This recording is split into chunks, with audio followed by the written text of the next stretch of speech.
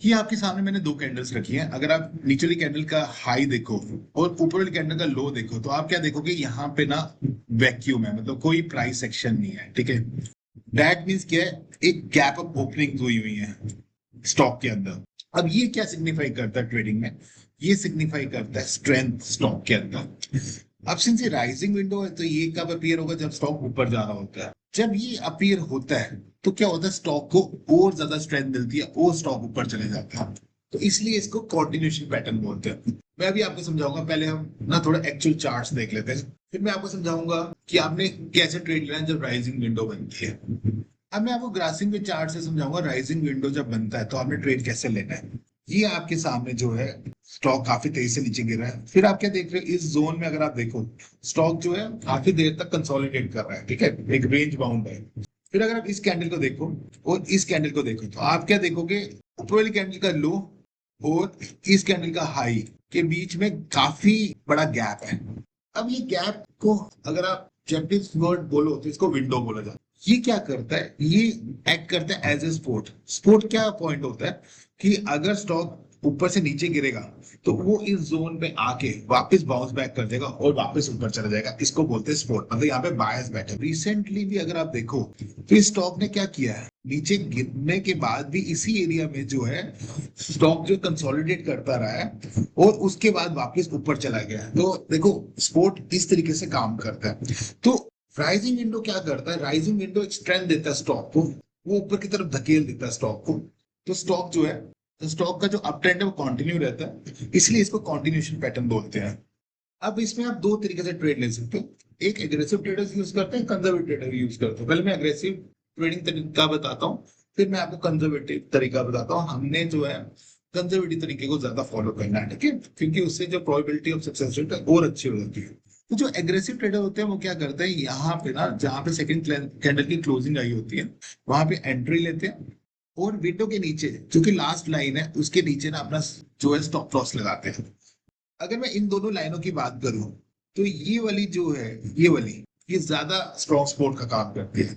तो इनका जो है इसके कारण रिस्क इतना हो जाता है और जहां से फॉल शुरू होता है स्टॉक का वहां पे वो अपना टारगेट सेट करते हैं। ये उनका बनेगा रिवॉर्ड। सिंस रिवॉर्ड बड़ा है रिस्क से तो ये ट्रेड अच्छा है। आपने देखा यहाँ पे कि स्टॉक जो है ऊपर गया, टारगेट को हिट किया और आप देख रहे हो कि यह काफी देर तक यहीं पे कंसोलिडेट कर रहा है। क्यों, क्योंकि आप देख रहे हो यहाँ पे ये भी रेजिस्टेंस का काम कर रहा है। अगर आपको ट्रेडिंग पता है तो आप क्या जान पाओगे, एंट्री कब करनी है, एग्जिट कब करनी है ट्रेड में, वो भी आपको क्लियर हो जाएगा। तो आपने क्या यहाँ अंडरस्टैंड किया कि एग्रेसिव ट्रेडर्स जो है खाली विंडो के बनने में ट्रेड लेते हैं, ठीक है, और स्टॉक काफी तेजी से ऊपर जा सकते हैं। लेकिन ये तरीका जो है थोड़ा रिस्की होता है। बड़ी बार ना स्टॉक यहाँ पे ना जाने के बाद आपका स्टॉप लॉस हिट करके वापस ऊपर आ जाएगा, ठीक है। तो इस चीज से बचने के लिए ना आपको कंजर्वेटिव तरीका समझाता हूँ। आप ना जैसे विंडो बनती है वैसे नहीं कूदते स्टॉक में। आप क्या करते हो, पहले स्टॉक को करेक्ट होने देते हो और जब वो विंडो वाली इस जगह पे आता है और कुछ बुलिश पैटर्न्स बताता है, वो बुलिश पैटर्न्स मैंने आपको काफी अपने टेक्निकल एनालिसिस कोर्स में समझाया है, लेकिन अभी मैं नेक्स्ट स्लाइड में आपको समझाऊंगा वो क्या पैटर्न्स होंगे जो बनेंगे जिसके बाद आप जो है ट्रेड में एंटर करोगे। फिर यहां से जो है स्टॉक वापस जब बाउंस बैक करेगा फिर वो इस जोन में एंट्री लेंगे, यहाँ पे स्टॉप लॉस रखेंगे और जो प्रीवियस हाई है वहां पे अपना टारगेट सेट करेंगे, ठीक है। तो इस केस में अगर आप देखो तो ये आपका जो है रिवॉर्ड बना, ये आपका रिस्क बना। सिंस रिवॉर्ड बड़ा है रिस्क है तो ये अच्छा ट्रेड है। अब आपको मैं नेक्स्ट स्लाइड समझाता हूँ जहां पे स्टॉक ने जो है करेक्शन दिखाई है, फिर बताता हूँ कंजर्वेटिव ट्रेडर्स ने कैसे जो है प्राइसिंग विंडो के बेस पे ट्रेड लिया। अब मैं आपको सिप्ला के चार्ट से समझाता हूँ कि आपने जो है एज ए कंजर्वेटिव ट्रेडर कैसे ट्रेड लेना है। देखो आपके सामने स्टॉक काफी तेजी से ऊपर जा रहा है। अब ये आपके सामने जो है विंडो बनी है।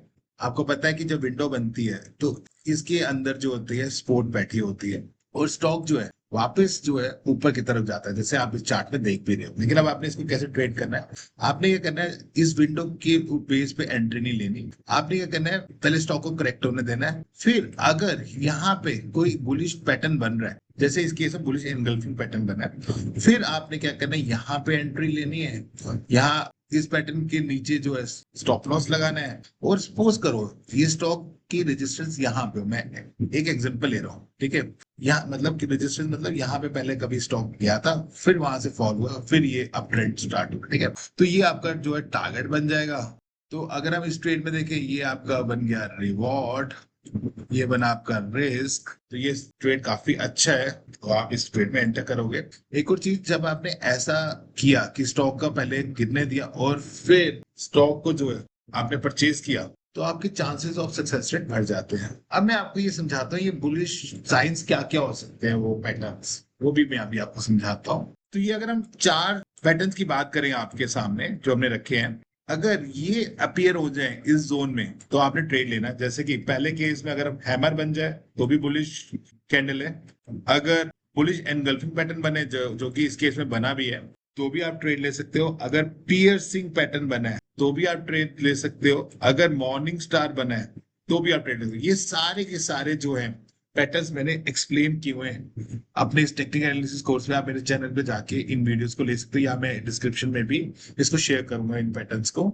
आप समझते हैं लार्ज विंडो स्मॉल विंडो से रिस्क रिवॉर्ड रेशियो कैसे अफेक्टेड होता है। आपके सामने पहले हम स्मॉल विंडो की बात करते हैं। तो आप देख रहे हो कि दो कैंडल्स के बीच में जो गैप है बड़ा छोटा है। अब बात करते हैं लार्ज विंडो की, तो आप क्या देख रहे हो कि दो कैंडल के बीच में काफी बड़ा गैप है। अब इसके बेस में रिस्क रिवॉर्ड रेशियो का जो है बड़ा इंपॉर्टेंस है, वो आपको समझाता हूँ। पहले वाले केस में आप क्या करते हो, यहाँ पे आपकी एंट्री बनती है, ये आपका टारगेट बनता है, और यहाँ आपका स्टॉप लॉस बनता है, राइट। तो अगर आप इसके देखो, ये आपका रिस्क है और ये आपका रिवॉर्ड है। तो रिवॉर्ड जो है बड़ा है, रिस्क छोटा है, ठीक है। ऑन द अदर हैंड अगर आप इसकी बात करो तो ये आपका जो है स्टॉप लॉस बनेगा, ये आपकी एंट्री बनेगी, और ये आपका टारगेट बनेगा लार्ज विंडो में। दैट मीन्स कि लार्ज विंडो में ये आपका रिवॉर्ड है और ये आपका रिस्क है। तो दैट मीन्स ये ट्रेड बहुत ही बुरा है। तो अगर मैं ट्रेड करूंगा तो मैं स्मॉल विंडो के बेस पर ट्रेड करूंगा। आई होप आपको मेरी ये वीडियोस पसंद आ रही होगी। जरूर लाइक कीजिए, सब्सक्राइब कीजिए, शेयर कीजिए बाकी ट्रेडर्स के साथ, ताकि मैं उनके साथ भी जो है इन्फॉर्मेशन शेयर कर सकूं और उनको भी बेटर ट्रेडर बना सकूं जैसे मैं आपको बना दूं। Thank you.